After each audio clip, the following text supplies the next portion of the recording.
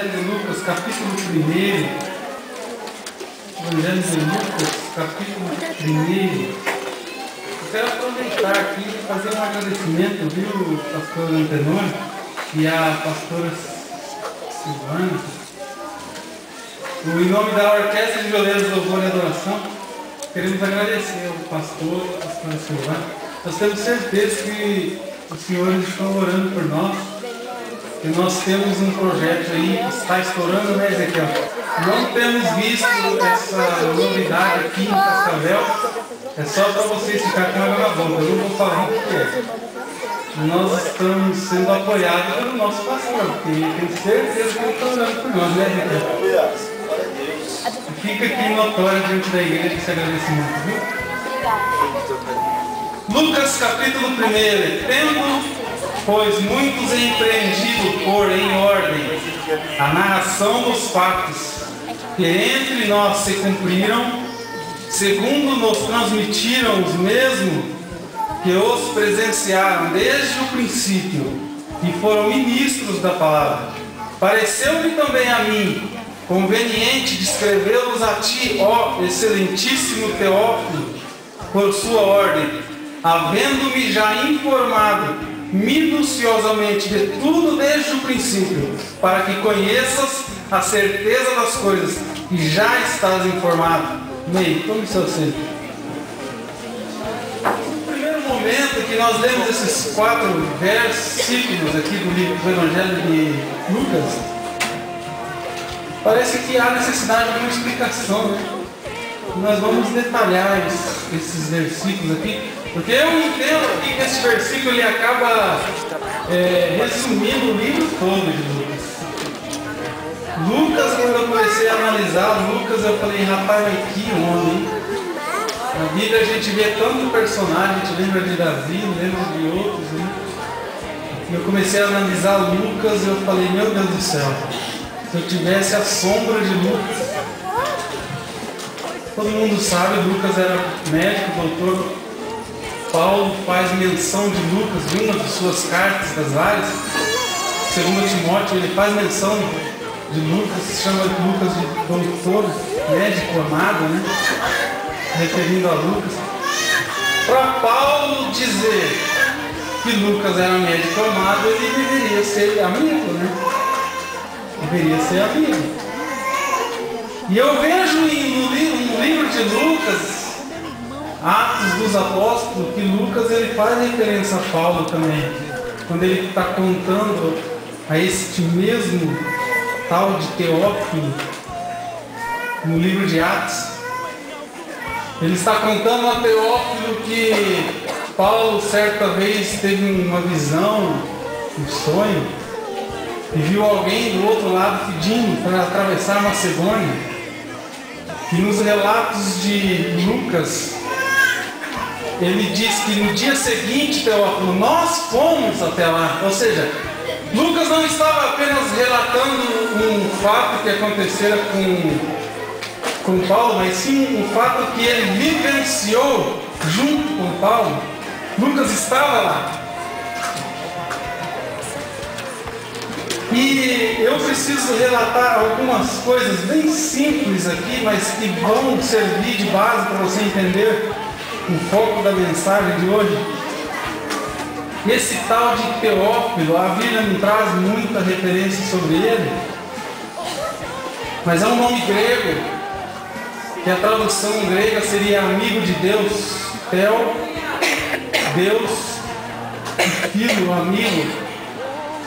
Então não se sabe muito bem se esse Teófilo era realmente uma pessoa, Teófilo, ou se Lucas de repente estava direcionando esse livro a qualquer um que se julgue ser amigo de Deus. Não se tem essa definição.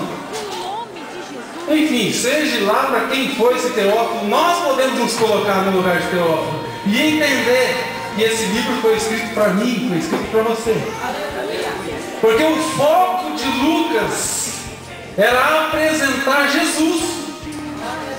Quando ele diz, tendo muitos empreendido por em ordem a narração dos fatos, Lucas aqui ele já havia tomado conhecimento de que alguém já havia tentado ou mesmo escrito já os fatos que aconteceram com Jesus.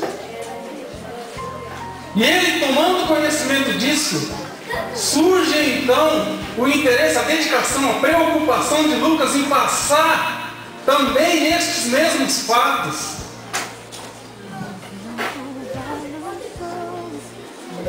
E o livro, o resumo geral de Lucas, o livro dele, que eu entendo, é que ele está passando a Teófilo que esse Jesus, ele veio para a salvação de todos. Ele não escreve esse livro para os judeus. Teófilo é um nome grego. Então esse livro eu acabo entendendo que é para todos nós. É para toda a nação. Talvez a convivência de Lucas com Paulo tenha causado aí alguma referência que deixou essas características também em Lucas, porque eu analisando um dos livros de Paulo, uma carta de Paulo aos Romanos, no capítulo 8, versículo 15, eu quero ler aqui para você, preste atenção. A carta de Paulo aos Romanos, capítulo 8, versículo 15, Paulo diz: porque não recebeste o espírito de escravidão, para outra vez estardes em temor, mas recebeste o espírito de adoção de filhos, pelo qual clamamos: Abba, Pai. Irmão, esqueça o versículo inteiro a priori e vamos lá para o final. Paulo, ele usa uma palavra aqui diferente. Ele diz, na qual clamamos: Abba, Pai. E se você for procurar essa palavra Abba, da onde que ela vem, é uma palavra aramaica. E Paulo, ele escreve em grego, é para os romanos. E me vem uma pergunta: por que Paulo ele inclui nas suas palavras uma palavra em aramaico? Por que isso? Mas Paulo tinha conhecimento que o povo romano não iria entender aquela palavra em aramaico, então ele vem com a tradução em grego, Pai. Alguém pode até pensar que Abba, Pai é uma palavra só, mas não é. São duas palavras, obviamente é o mesmo resultado, é a mesma tradução. Abba é Pai em aramaico, e depois da vírgula ele traz a tradução em grego, que é Pai. E só com isso não tem como nós deslancharmos nas demais escritas de Paulo, não tem como, porque não tem jeito. Mas o meu foco, na verdade, hoje é Lucas, mas eu estou abrindo esse parênteses em Paulo, só para você entender. Eu acabo entendendo que Paulo aqui, quando ele usa esse recurso de incluir uma palavra diferente para um povo, ele está preocupado no alcance da sua carta. Ele quer distribuir essa carta não somente para os romanos, de repente alguém do teu lado que não entende muito bem o grego, de repente ele vai ler, ele vai ter que entender, porque Paulo ele usa dos mais diversos recursos para que qualquer pessoa pudesse entender as suas palavras. Então ele traz esse recurso. E quando eu volto para Lucas, eu encontro essa mesma característica dele. Talvez pelo motivo de ele estar andando com Paulo, vivendo com Paulo, viajando com Paulo, ele adquire essas mesmas características.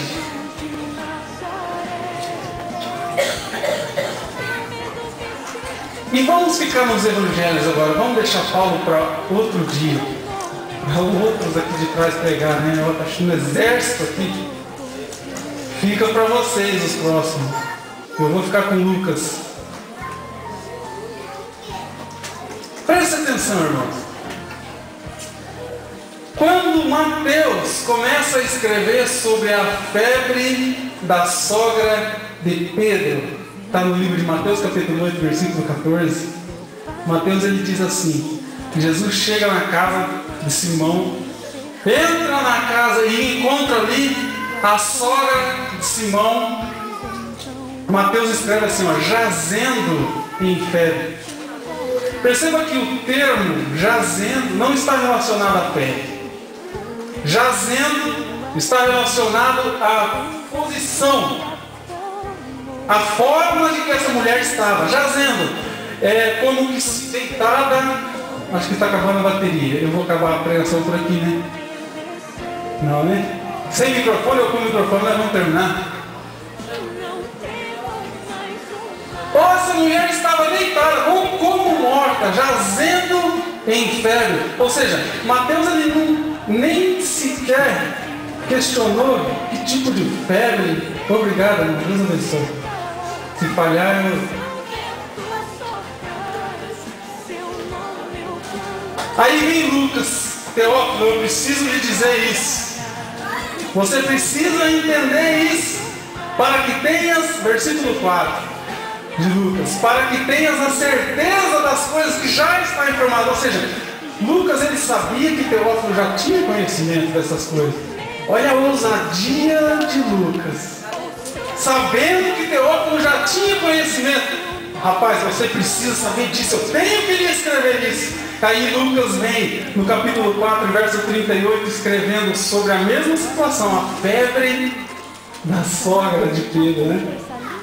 Mas aí Lucas, com essa característica detalhista, de preocupado com o alcance das suas palavras, ele vem e define a febre desta mulher.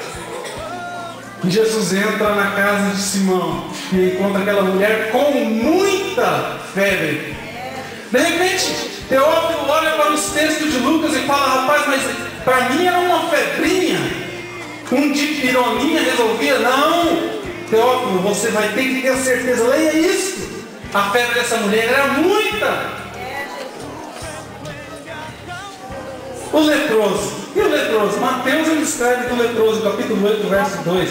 Ele diz apenas que tinha um leproso lá.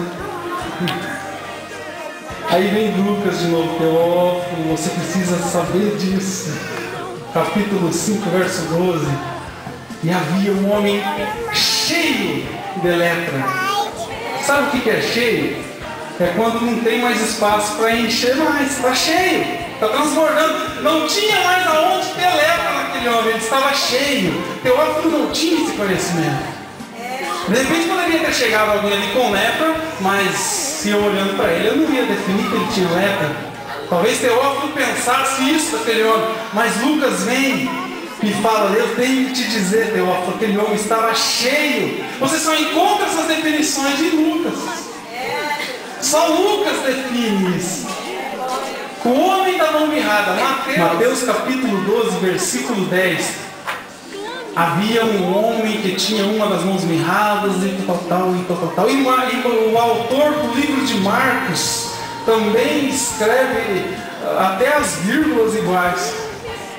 E havia um homem que tinha uma das mãos mirradas. Aí vem Lucas. Teófilo, você precisa saber disso.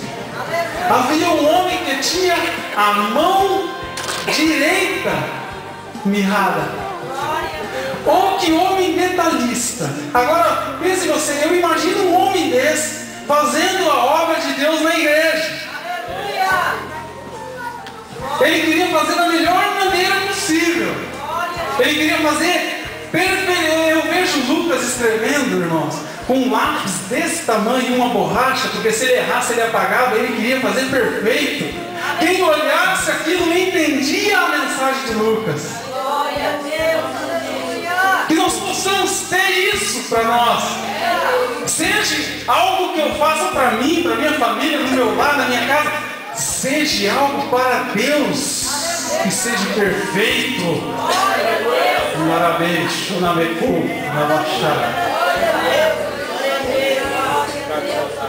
já vou entrar na mensagem, irmãos. Eu separei alguns tópicos aqui, mas eu estou só repassando algumas informações de Lucas. A mulher de fluxo de sangue, essa é boa.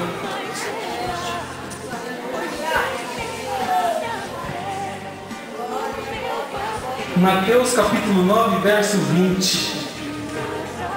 É interessante que Mateus ele conta essa história em um versículo apenas. Chega um chefe do exército, chama Jesus. Aí no versículo 20, uma mulher que havia sofrido há 12 anos de fluxo de sangue, chega e toca na orla de Jesus e é curado. Pronto, acabou o milagre. Está resolvido, num versículo só. Aí vem Lucas, capítulo 8, verso 43. Então vou ler. Não vou ler inteiro, você lê depois. No verso 43. Olha a informação que Lucas passa a mais.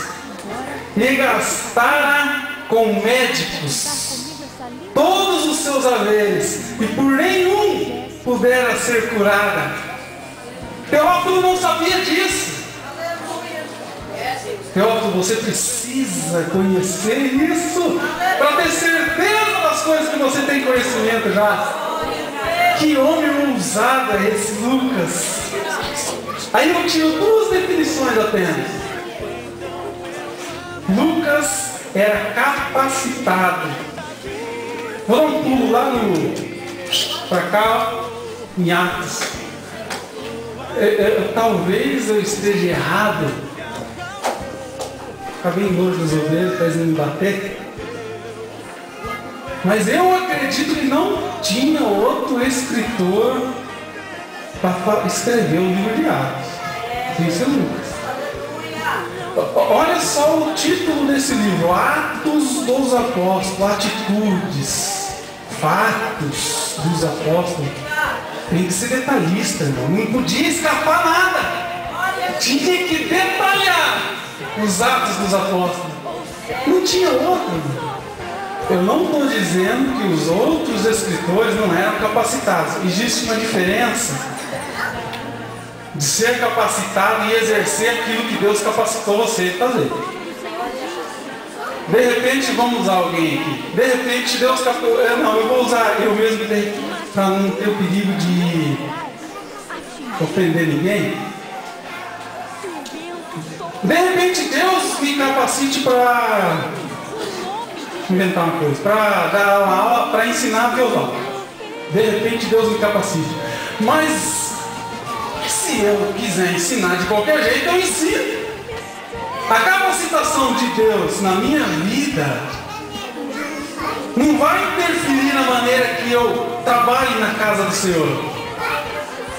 Sabe por quê, irmãos? Lá em Mateus, Jesus disse assim, ó: eu vos dou poder para pisar serpentes e escorpiões. Nesse momento, Jesus está capacitando os discípulos. Mas leiam o texto inteiro. Você vai ver que tem uma ordem. Ide, vai lá, entre nas cidades, pregue, leve o evangelho. Ou seja, tem uma parcela que compete a mim de fazer. Eu posso ser capacitado o quanto que eu for. Mas se eu não for, não vai acontecer. Está entendendo o mistério aí? Glória a Deus. E eu acredito que essa parcela que competia a Lucas de realizar aquilo que Deus tinha capacitado ele fez com muita perfeição. Glória a Deus. E eu acredito que aqui hoje, neste lugar, tem pessoas que também estão nas mesmas condições de Lucas. Aleluia. Fazendo e realizando a obra de Deus da melhor maneira. Eu tenho certeza disso. Glória a Deus. Porque é Deus que te capacita. Mas o desejo ardente no teu coração de fazer aquilo para Deus, é só você que pode fazer. Verdade. Maravilhoso.